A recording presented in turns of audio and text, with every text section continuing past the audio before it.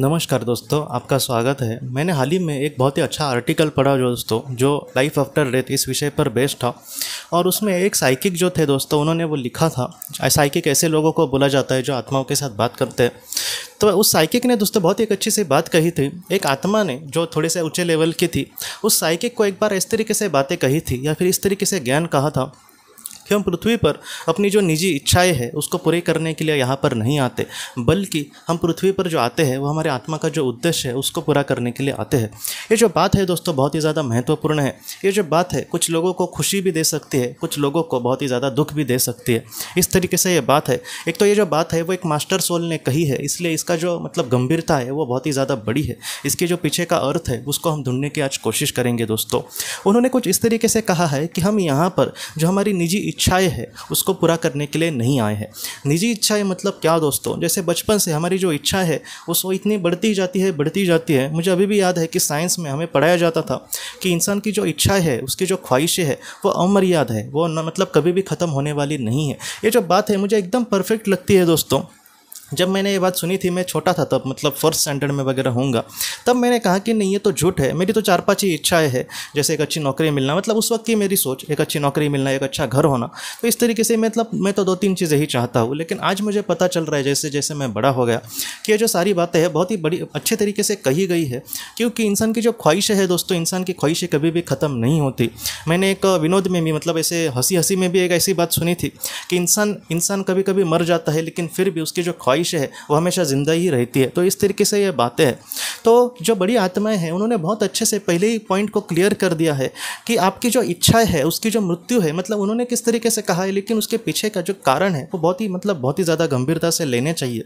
कि आपकी जो इच्छा है, जैसे मेरी कुछ इच्छा है, तो वो जो है उसको हम पूरा करने के लिए नहीं आए हैं, क्योंकि वो खुद भी जानते हैं कि इसका जो अंत है वो नहीं होगा। मैं आपको एक उदाहरण देता हूँ।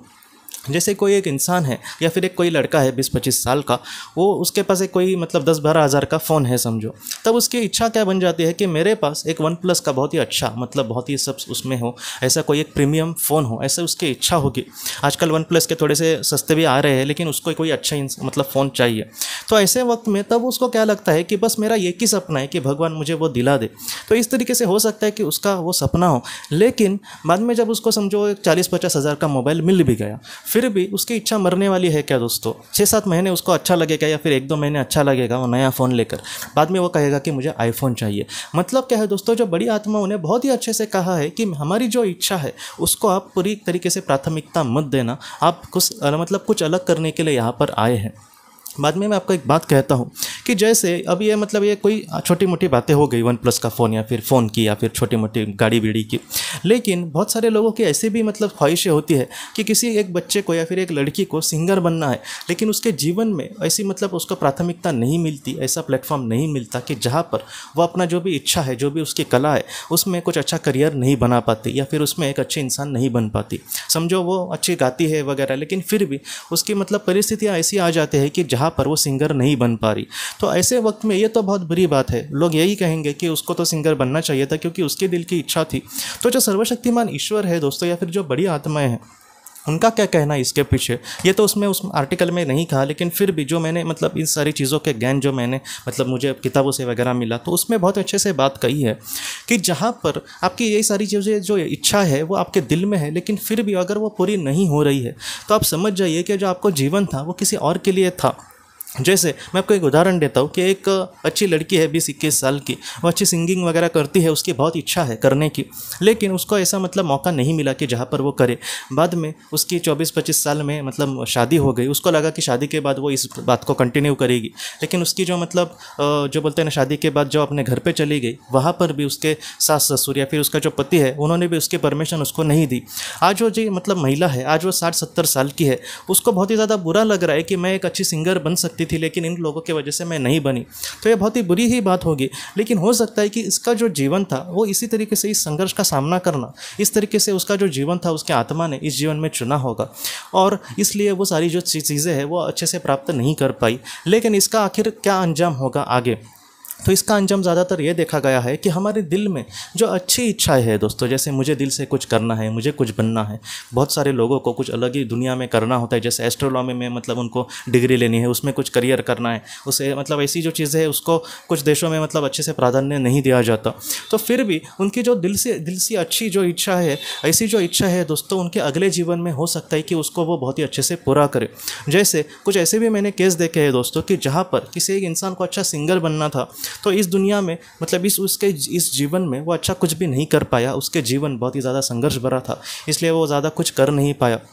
लेकिन अगले जीवन में उसने मतलब ऐसे ही मतलब घर में जन्म लिया जहाँ पर उसके माता पिता खुद संगीतकार थे, खुद संगीत क्षेत्र से जुड़े हुए थे। मतलब आप समझिए कि जो आत्मा है, जो कायनात है दोस्तों, जो कायनात होती है या फिर सर्वशक्तिमान ईश्वर की जो दुनिया है, वो हमारे दिल से जो अच्छी इच्छाएं होंगी उसको ज़रूर सम्मान देंगे। लेकिन उनका क्या कहना है कि आप किसी और चीज़ के लिए बनाए गए हो। यहाँ पर जो बड़ी आत्माएं ने कहा है बात कि आप दिल की इच्छाएं जो है उसको पूरा करने के लिए नहीं, बल्कि आत्मा का जो उद्देश्य है उसको पूरा करने के लिए आप यहाँ पर आए हो।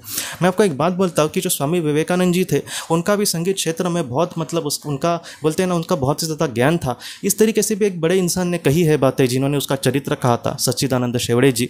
उन्होंने बहुत अच्छे से बात कही है स्वामी जी को लेकर कि अगर ये इंसान सन्यासी नहीं बनता, अगर इसकी रुचि जो है वह आध्यात्म में समझो नहीं होती, तो एक बहुत ही बड़ा संगीतकार या फिर संगीत क्षेत्र से जुड़ा हुआ एक बहुत ही बड़ा नाम हम मतलब समझ जाते कि जो स्वामी विवेकानंद जी है वो संगीत क्षेत्र से एक बहुत बड़ा जुड़े नाम ज़रूर होते, क्योंकि उनकी इतनी परिपक्वता था कि वो बहुत ही अच्छे से इतने बड़े इंसान बन गए।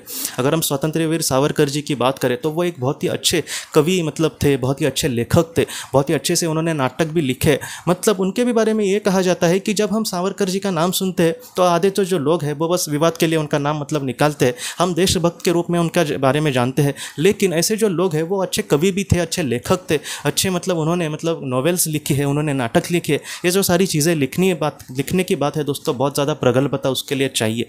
ऐसी जो चीज़ें हैं मतलब आप सोचिए कि ये लोग कितनी उनमें प्रगल्भता थी, लेकिन आज हम उस तरीके से उनको नहीं जानते। मतलब ये जो सारी चीज़ें हैं उनके पीछे पड़ जाती है कभी कभी अपने मतलब मेन जो काम है उसमें उनके जो मेन उसकी मतलब उनके दिल की जो इच्छाएँ है, हॉबीज़ है, वो कभी कभी पीछे पड़ जाती है। लेकिन जब इनकी मतलब आत्मा की अगर इच्छा हो कि इसमें ही उनको कुछ काम करना है, तो हो सकता है कि उनका जो अगला जन्म है जहाँ पर वो बहुत ही एक बड़े मतलब लेखक के मतलब नाम से हम उसको पहचानने की कोशिश करें। मतलब क्या है दोस्तों, आखिर में आपको यही कहना चाहता हूँ कि हमारे दिल की जो अच्छी इच्छाएं है उसको हम बहुत ही अच्छे से पूरा कर सकते हैं। ये सर्वशक्तिमान ईश्वर चाहते हैं। मतलब हमारी दिल की जो इच्छा है उसको मतलब बहुत ही अच्छे से पूरा करने की संधि वहाँ पर आत्मा को दी जाएंगी। लेकिन हमारा जो महत्वपूर्ण बात है दोस्तों, वह हमारे आत्मा का उद्देश्य है। वो हमारे आत्मा का जो बोलते हैं ना, जिस वजह से उसने जीवन लिया है, जिस तरीके से उसका आगे विकास होना है, ये बहुत ही ज़्यादा महत्वपूर्ण है। इसलिए हमें ये समझना होगा कि यहाँ पर हम किसी छोटी मोटी इच्छा हमारी अपूर्ण रहती है तो ऐसे वक्त में उसके लिए हमें ज़्यादा दुखी नहीं होना। मैं आपका इतना भी कहता हूँ कि जैसे कभी कभी जो मतलब प्यार करने वाले लोग होते हैं उनकी एक दूसरे से शादी नहीं हो पाती, अलग अलग मतलब उनको अलग अलग शादी होती है किसी और घर पे और घर के साथ वो जुड़ जाते हैं। लेकिन ऐसे वक्त में भी आपको दुखी नहीं होना। हो सकता है कि आपके जीवन में यही चीज़ें मतलब इस चीज़ को कहीं ना कहीं इसका सामना करना पड़ रहा होगा हमें, इसलिए मतलब हो सकता है कि हम किसी एक कारण की वजह से एक दूसरे से दूर जा रहे। तो ऐसे समय में भी आपका जो जन्म है दोस्तों, इसके पीछे ज़रूर कुछ कारण होगा, और अगले जीवन में इस जीवन में हम उनके नहीं हो सकते तो क्या हुआ, अगले जीवन में ईश्वर हमें ज़रूर मिलाएंगे, उनके साथ हम आत्मलोक में भी बहुत ही अच्छे से जीवन जी सकेंगे। हो सकता है पहले भी बहुत सारे जन्म हमने उनके साथ लिए हैं। तो इस तरीके से बातें हैं। मतलब हमारी जो इच्छाएं है वो अगर अपूर्ण भी रहती है तो उसको लेकर आप चिंता मत करना। अगर वो अच्छी है, अगर वो जायज़ है, तो ऐसे वक्त में आपकी जो इच्छा है, आपकी जो ख्वाहिश है, उसको बहुत ही अच्छे से पूरा किया जाएगा। लेकिन यहाँ पर सबसे ज़्यादा जो महत्वपूर्ण मतलब हमें जहाँ पर ध्यान देने की ज़रूरत है वो ये है कि हमारे जीवन के उद्देश्यों को समझना। जैसे बहुत सारे लोग, मैंने हाल ही में एक भी वीडियो बनाया था कि जहाँ पर हम जीवन के उद्देश्यों को कैसे समझ पाए, इसके बारे में हमने बात की थी कि जहाँ पर हम ध्यान कर सकते हैं, प्रार्थना कर सकते हैं, कि जहाँ पर हम मतलब सब कर रहे हैं लेकिन फिर भी हमें जवाब नहीं मिल रहा है, या फिर हम मतलब एक बोलते हैं ना दुखी ज़िंदगी जी रहे हैं, तो हमेशा जीवन का उद्देश्य मतलब हमेशा एक खुशी भरा जीवन हम जी रहे हैं, ऐसे नहीं होता दोस्तों। हो सकता है कि इस दुख से गुजरना यही हमारे जीवन का उद्देश्य हो, क्योंकि बहुत सारे लोगों को इस तरीके से उद्देश्य से मतलब गुजरना पड़ता है। तो इसी सारी चीज़ें हैं।